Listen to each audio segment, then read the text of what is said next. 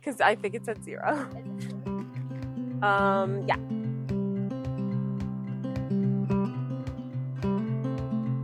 All right, you guys. Got excited.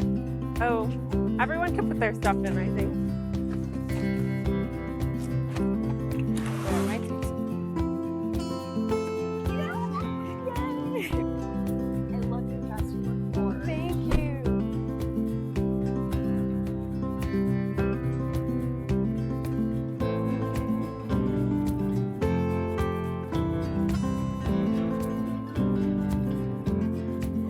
So, Ume, okay.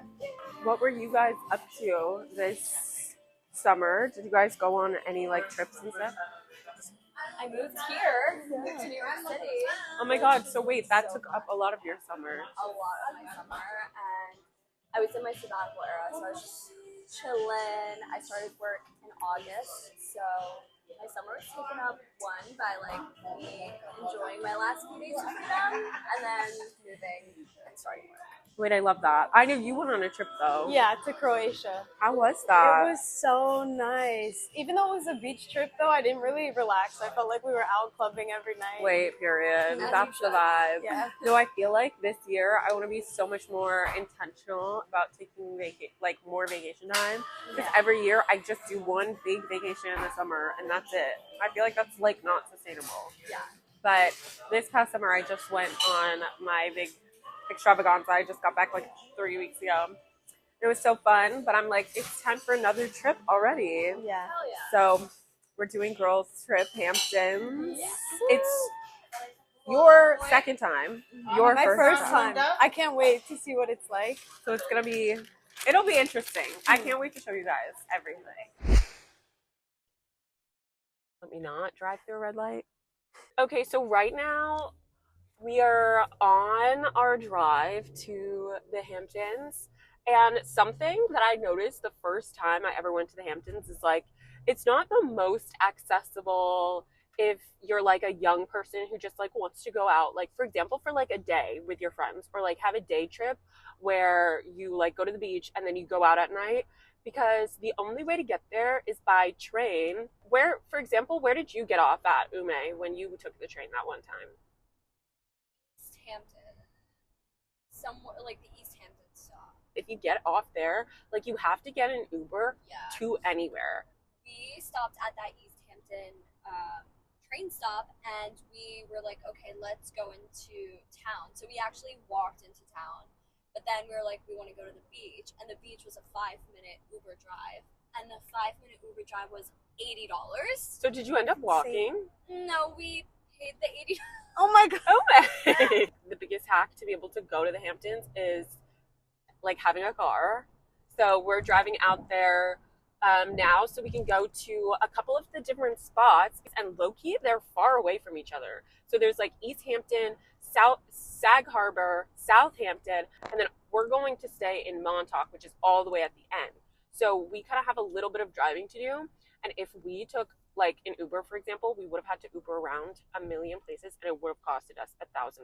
And this is like a travel thing that I keep in mind, like anytime I go anywhere, is like being hyper aware of the fact that I'm like a Black person. So I have to like Google the vibes for Black people whenever I travel anywhere. I'm like, is it safe? And then when we drive out to the Hamptons, I know that like, for example, we have this nice car, and since I'm a Black person in a nice car, I have to be careful for the police will pull us over and be like, is this your car? And it's really fucked up. I just got off from like a month-long vacation to Europe, which had its definite like own set of problems. And you think that sometimes traveling outside of America is like more stressful, or you have like a lot more to worry about, but low-key going to really bougie places like this is, even in America, is where I get the most stress and anxiety. I always feel like I have to kind of like prove or be like, yes, I belong here. And then I always like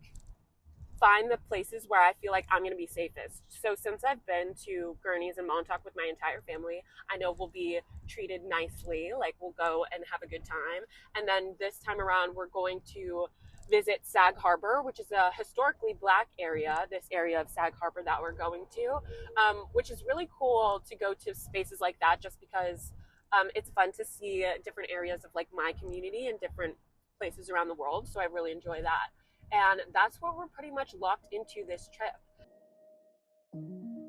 All I was going to say is it's really interesting to be here in a place like this because it's like during the Jim Crow era of segregation, a lot of different, people, free Black people and Black communities were separated into different areas that they could live. Of course, like there's a history of like redlining in this country that's like crazy. For example, this one in Sag Harbor to be an area that's like it was the only place Black people could be like and move around within, this geological space. So it's just interesting to me to like look around now and it's like so different, and I can totally understand like why people, especially people who still have like strong roots in the Black community here are like, please come, please buy property, like let's get more people over here. Yeah, I honestly didn't know until you and you told us. like there's no plaque, no like Right. commemoration. It's like you truly like you wouldn't know, and I think that's just interesting. Hopefully I'll be able to buy a house and I will help Black home ownership. Yes.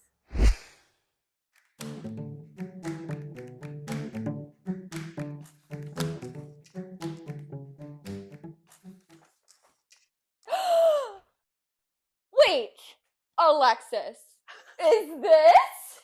Wait, guys, is this the Brooks Nader? Jewelry or a house? I think my priorities are straight. Jewelry for sure. Apparently jewelry is a good investment. Really? Is it? Yeah. I guess she's I saw this on influencing you the TikTok. right way then. So I wonder if a lot of these service workers live here during the summertime because there are literal mansions everywhere. I know. It's like, that's the first question that I had the first time that I came to the Hamptons. I asked my sister the same thing because as we were driving through, it's like genuinely at least an hour and a half of straight mansions. I know. And I was like, okay, so if everyone who lives here is a millionaire, where do the workers live? Because they wouldn't be working here if they were millionaires.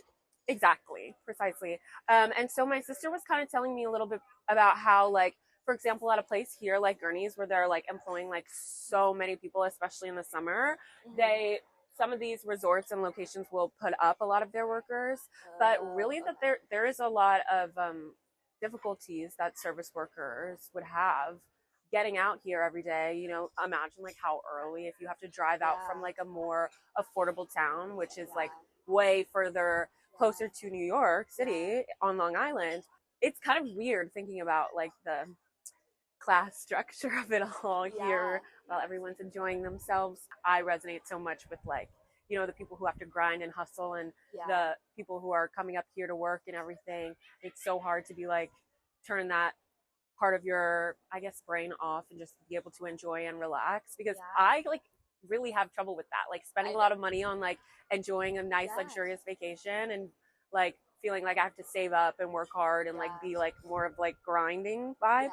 So it's difficult, but I'm trying to enjoy relaxing, hence why we're here on the beach now. So hopefully we'll be able to chill, relax for a little bit. Yeah, it's gonna be a fun night. I'm excited. This is like my favorite part about a girls' trip, is like the time when you're in the room all together getting ready. And I would say also one of my travel hacks, which makes this possible, is literally splitting a room with as many people as you possibly can. I feel like when I was in college, I used to go on spring break with my friends and we'd literally pack like 4 people into one room, 2 people per bed, or as many people as possible, and split our rooms based off of that. And usually we could get a pretty good deal. Another one is to go in the off season. That's what I like to do, because it's cheaper and you don't have the tours. You don't have to wait in line for anything. No, that's probs the number one trick. Do you have any travel hacks, Ume? Do I have any travel hacks? Hotwire.com. I love Hotwire. Really?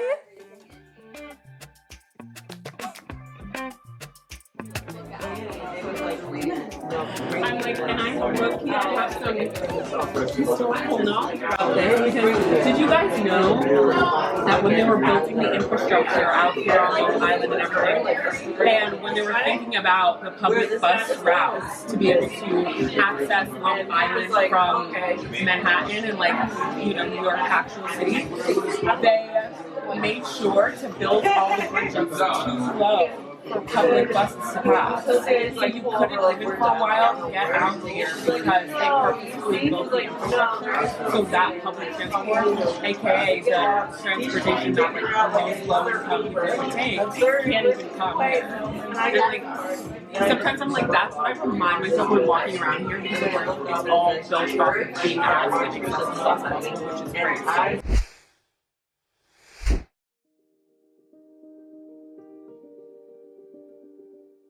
Honestly, I think for me, I have a lot of difficulty winding down and relaxing. I feel like every spare moment I spend trying to catch up on emails, texting people for work.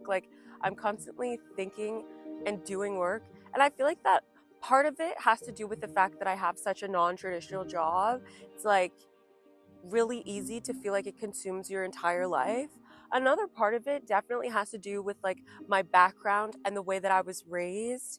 I think being from an immigrant household, a place where, education was highly valued, working really hard was highly valued, I find it really, really, really difficult to rest. But it's this past year, especially with this new administration and all of the horrors that we're seeing constantly in the world, I have found it it's not only important to rest for yourself and your body to make sure that you're being healthy and that you're treating yourself right, but it's we can't continue to work and continue to show up for one another, whether it's in your professional life or in your personal life.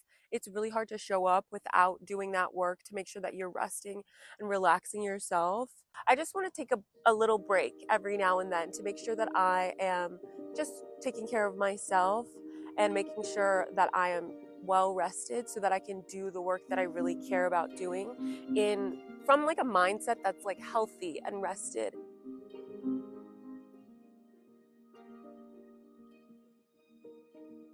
You guys, now that you've officially done your first Hamptons Girls Weekend, what do we rate it out of 10? 10 out of 10. 12 out of 10. I agree. 20, 100, literally broke my scale. It was so much fun. What did we learn? Did we have any favorite parts? The Birkin. Oh yeah. The Birkin last night. Seeing a Birkin in the flesh. I feel like waking up this morning after sleeping by the ocean and getting coffee, sitting by the bonfire. That was the best. I loved it. Honestly, we'll probably be back soon. This year, we'll be back multiple times. Yes. Thank you guys for coming. Oh, thanks for bringing us. It was so fun. Yay! Okay. Slay. That's a wrap on episode 2.